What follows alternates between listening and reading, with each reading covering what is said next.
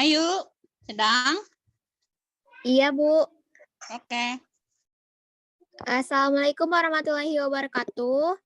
Selamat malam semuanya. Sebelumnya terima kasih kepada Bapak, Ibu Guru, maupun teman-teman yang sudah hadir dalam webinar kali ini. Yang bertemakan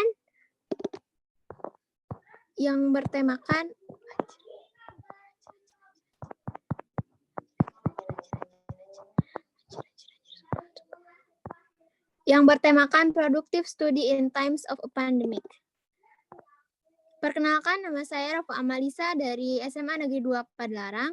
Di sini saya selaku host atau tuan rumah yang 1 jam ke depan akan menemani hadirin sekalian dalam Zoom meeting kali ini. Untuk selanjutnya akan dijelaskan oleh Kak Salma sebagai moderator. Halo Kak Salma.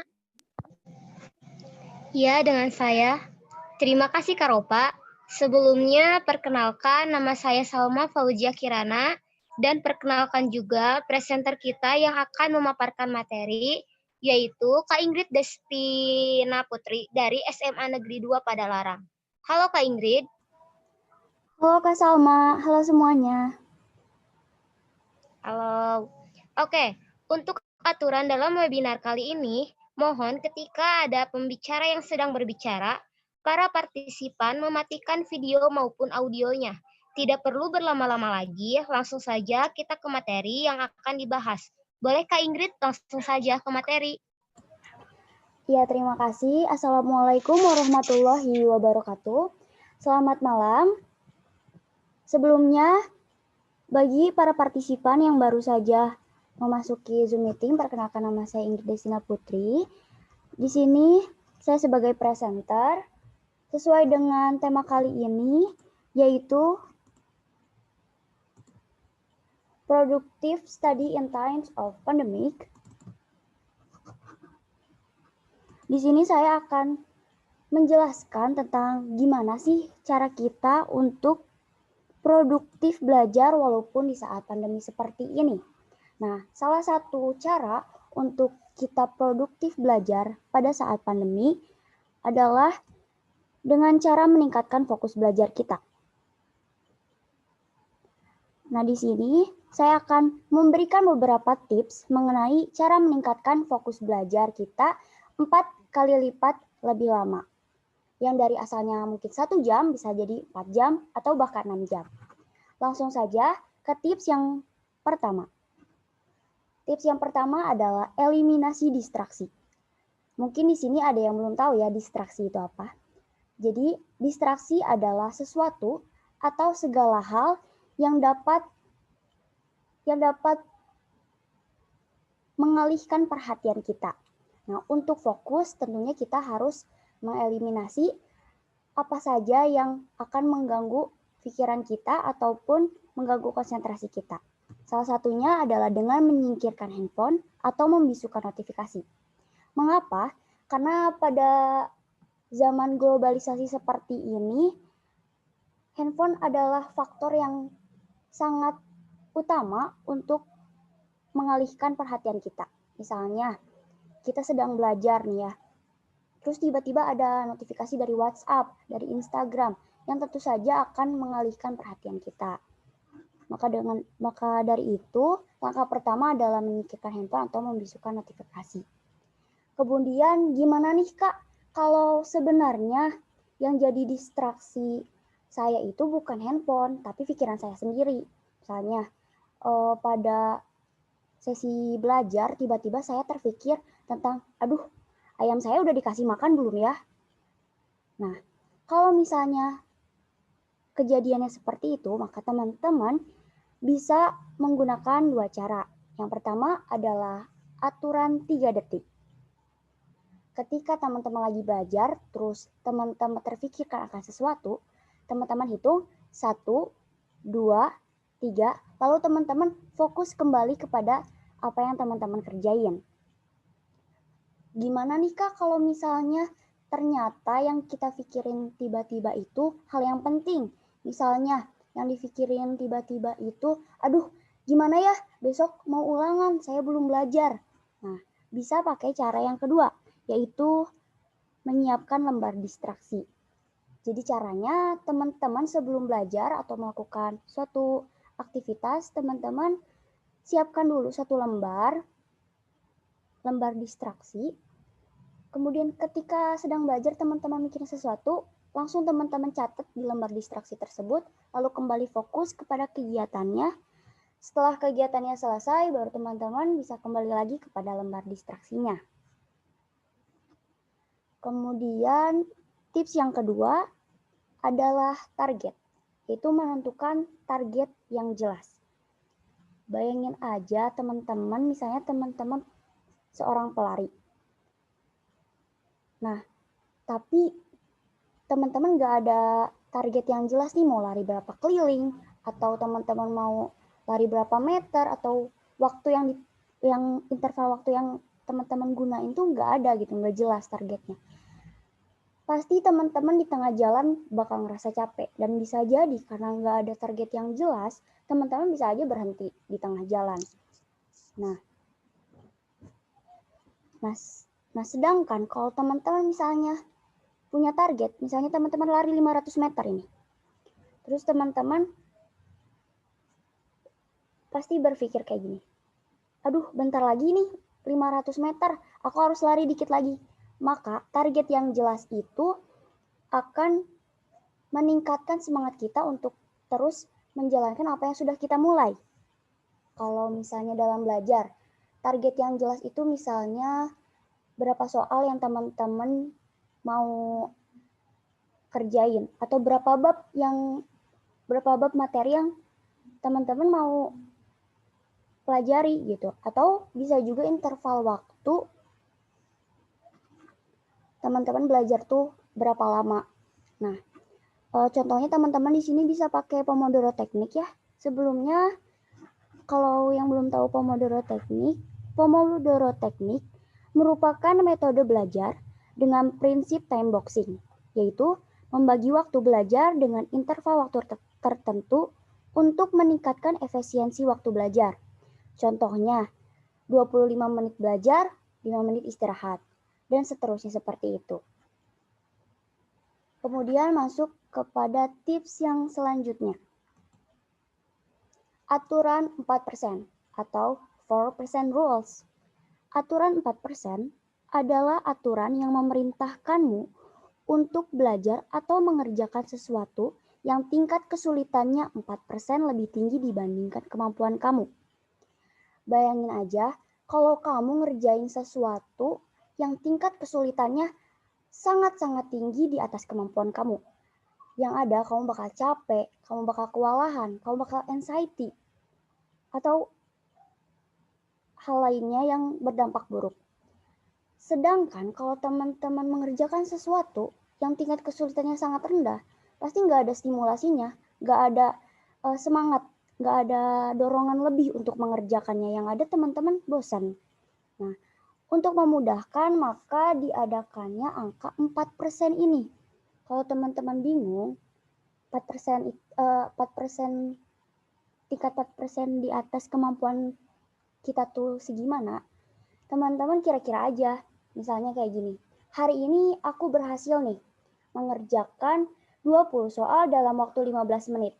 Maka besoknya teman-teman kira-kira nih 4% dari kemarin tuh segimana ya? Oh, berarti 23 soal. Teman-teman bisa ngerjain 23 soal per 15 menit. Kayak gitu. Untuk tips yang selanjutnya, ada stasiun pengecasan. Ya, jadi kegiatan ini dikaitkan dengan mental riset kita. Sebagai manusia biasa, tentunya kita memiliki ambisi tenaga yang terbatas. Maka dari itu, stasiun pengecasan ini sangatlah penting. Nah, contoh dari stasiun pengecasan ini, misalnya kayak gini. Sebelum belajar, teman-teman mandi dulu. Pastikan tubuh kita jadi refresh lagi, jadi seger lagi. Maka sesudah mandi, teman-teman bisa belajar 2 jam misalnya. Setelah belajar, teman-teman kembali ke stasiun pengecasan, misalnya ngeteh atau nonton hiburan atau apapun itu. Kemudian teman-teman belajar lagi. Sesudah itu, teman-teman misalnya tidur siang. Seperti itu. Soalnya gini, kalau misalnya kita melakukan sesuatu dalam satu kali gas, maka yang ada takutnya dikhawatirkan akan terjadi burnout. Kalau misalnya udah burnout, pasti bakalan susah mau ngapa-ngapain. Bawaannya tuh kayak pingin rebahan aja gitu sambil denger-denger lagu ambiar. Nah, untuk mencegah hal itu terjadi, maka dilakukanlah stasiun pengecasan. Tips yang selanjutnya dan tips yang terakhir ya adalah mindset tanggung. Jadi terapkan di pikiran teman-teman ketika belajar itu mindset tanggung. Contohnya kayak gimana? Contohnya teman-teman udah ngerjain 7 soal nih. Terus teman-teman bilang ke diri sendiri kayak gini. Aduh, ini 3 soal udah mau 10 soal nih, tanggung. Nah, dengan begitu teman-teman pasti bakal ada semangat untuk mengerjakan 10 soal itu dan fokus teman-teman tuh bakal lebih lama. Ataupun misalnya kayak gini, teman-teman udah mempelajari 4 bab. Aduh, tanggung nih. 1 bab lagi materinya selesai kayak gitu. Ya mungkin sekian saja pemaparan materi dari saya. Mohon maaf jika banyaknya kesalahan. Untuk pertanyaannya bisa diketik di kolom komentar. Terima kasih. Wassalamualaikum warahmatullahi wabarakatuh. Waalaikumsalam. Ya, terima kasih Kak Ingrid untuk pemaparan materinya yang sangat bermanfaat. Jika ada pertanyaan terkait materi yang kurang dipahami, boleh ya diketik di kolom komentar.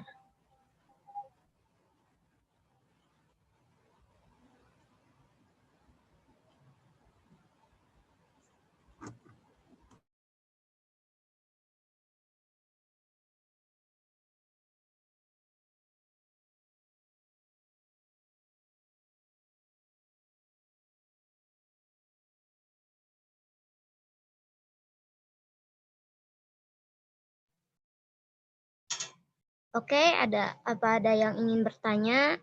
Silakan ketik aja langsung di kolom komentar ya.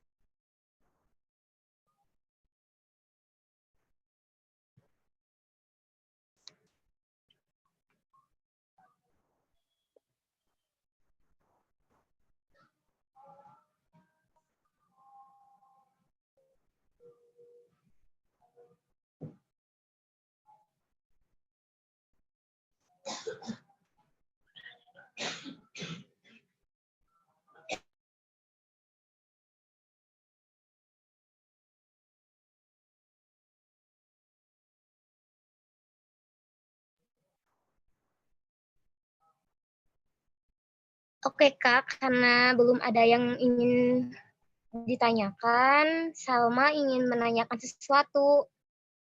Nah, kan kita itu harus bisa ya mengontrol waktu gitu. Gimana sih caranya kalau misalnya kita itu benar-benar bisa mengontrol waktu saat belajar? Soalnya kan dalam Salma tadi udah mendengarkan tips-tips dari kakak, sama berpikir apakah bisa diri Salma itu ngelakuin hal itu supaya yakin Salma bisa, kita itu harus apa sih Kak? Terima kasih.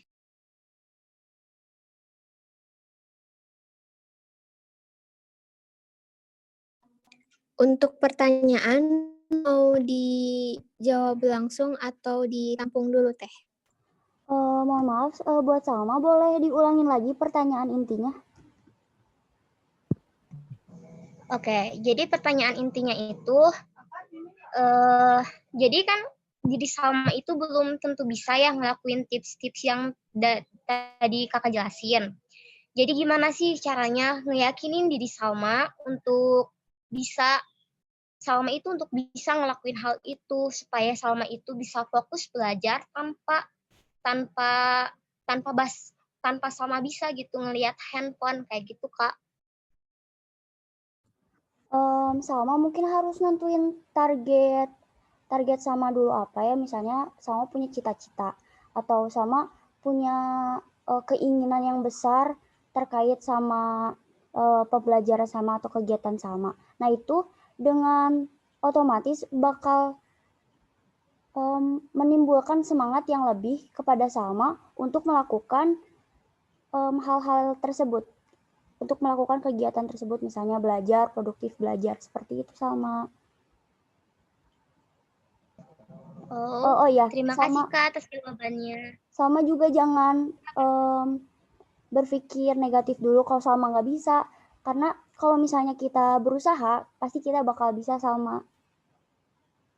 Yakin sama diri sendiri dan percaya sama kemampuan Salma, tapi juga jangan lupa untuk beristirahat atau mental charge kayak tadi stasiun pengecasan itu Salma. Jadi kitanya nggak akan istilahnya kayak kewalahan seperti itu. Baik, terima kasih Kak atas jawabannya. Ya, sama-sama Salma.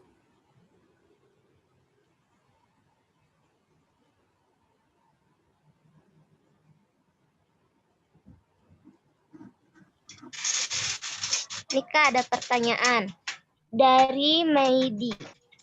Ketika kita sedang beristirahat atau mengecas dulu diri kita malah keterusan ingin beristirahat dan akhirnya malas-malasan. Bagaimana cara mengatasinya ya Kak? Terima kasih.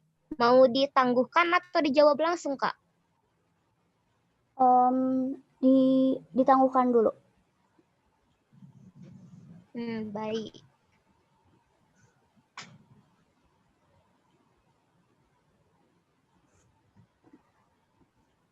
Oke, apakah masih ada pertanyaan? Silakan ya diketik di kolom komentar.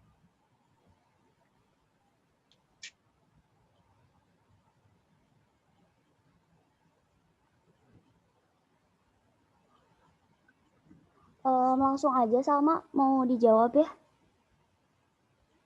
Yang dari Meidi. Oh baik Kak, silakan.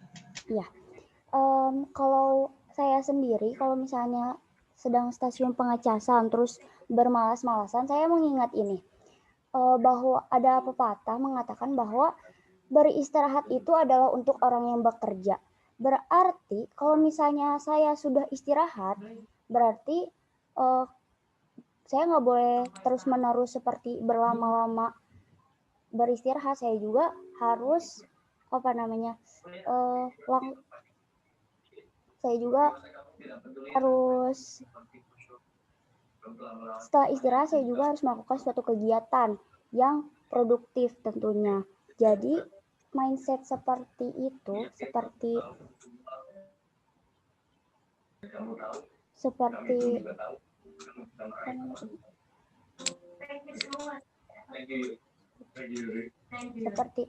beristirahat adalah untuk orang yang bekerja akan mendorong diri saya sendiri untuk terus melakukan kegiatan yang produktif. Kemudian ada juga salah satu ayat Al-Quran, tapi mohon maaf saya lupa ayat Al-Qurannya apa. Kalau nggak salah, artinya kayak gini.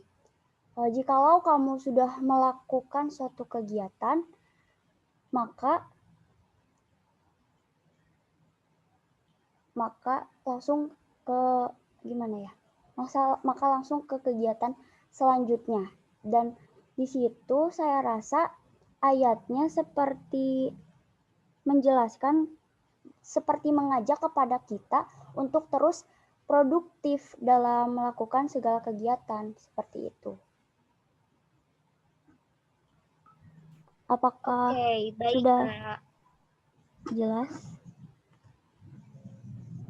Sudah sangat jelas, Kak. Ya. Oke, Karena tidak ada lagi yang bertanya, ya terima kasih atas pertanyaan-pertanyaannya. Semoga jawabannya jelas dan dipahami. Kak Ingrid boleh saja mengambil keputusannya ya, atau kesimpulannya. Boleh. Jadi kesimpulannya adalah untuk produktif belajar di masa pandemi ini memang tantangannya agak sulit, tetapi kalau misalnya kita mempunyai tekad dan semangat, kita pasti bisa untuk melakukan hal tersebut. Dan jangan lupa untuk memperhatikan kesehatannya. Sekian saja. Oke, Ropa absensinya mohon di-share ya di grup chat ini, di chat. Supaya bisa langsung mengisi daftar hadirnya, kemudian bisa langsung meninggalkan ruangan meeting ini.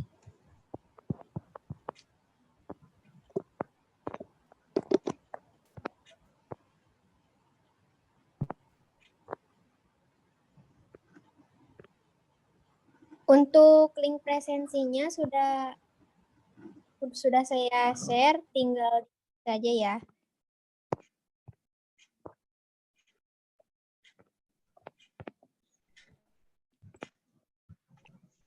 Jika sudah mengisi link presensi, kepada Ibu dan Bapak Guru dan partisipan yang lain yang sudah hadir, terima kasih sudah hadir di dalam webinar kali ini. Semoga materi yang tadi disampaikan bisa menambah ilmu bagi para hadirin semuanya. Mohon maaf jika kami ada kesalahan. Wabillahi taufiq wal hidayah. Wassalamualaikum warahmatullahi wabarakatuh.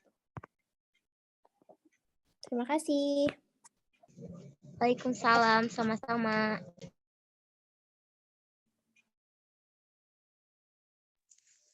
Keren semuanya. Hebat ya anak-anak SMA 2 teh ternyata. Gurunya aja Terima kasih, pokoknya pada Bu. kalah deh. Terima kasih. Semangat ya. Iya. Terus belajar, terus kemudian berlatih seperti ini itu tidak hanya sampai di sini. Nanti banyak hikmah yang bisa diambil, dipetik oleh kalian. Jadi bisa mahir, oh ternyata jadi presenter teh tidak hanya membacakan aja, tapi harus menguasai room, kemudian menguasai materi, kemudian nanti teknik-tekniknya nanti seiring dengan berjalannya waktu nanti tambah lagi. Kalau kemarin saya hanya baca PPT aja, nanti besok harus PPT-nya itu maksudnya materinya itu hanya harus simple, bisa dimengerti, terus kita menyampaikan ya jadi kita punya teks sendiri yang dibacakan gitu. Kemudian hikmah yang bisa diambil udah pada bisa recording ya semuanya. Iya, Bu. Iya, Ibu. Terima kasih. Iya, nanti pas waktu ini sekolah kalau misalnya aduh guru teh kayak ibu nih ngomongnya